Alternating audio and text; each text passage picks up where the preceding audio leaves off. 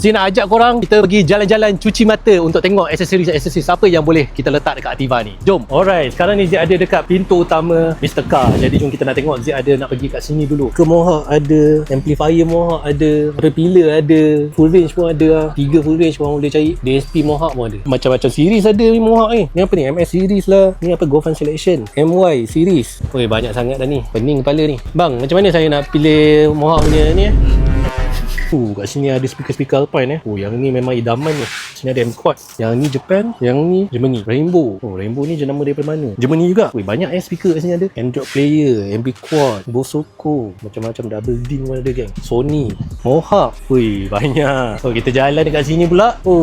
Sini banyak dashcam. 70 mi ada, high road ada. DD5 pun ada geng. Korang datang sini korang bawa duit je. Banyak. Confirm semua dah lengkap. Macam-macam ada kat sini. Jom kita tengok kat atas. Macam-macam minyak wangi dekat sini ada.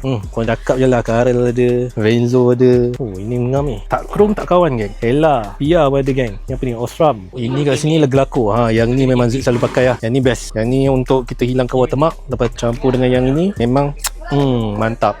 Kompresor untuk exhaust pun ada kan. Lain macam kat sini juga. Tak ada Aligura. Yang ini kompresor untuk isi angin tayar. Kalau korang mencari wax, macam-macam ada. Soft 99 untuk ke warna putih, kereta metallic, kereta warna hitam. Semuanya brand-brand daripada Japan guys kat sini. Lepas tu kita ada wiper dekat sini, Bosch lah, macam-macam.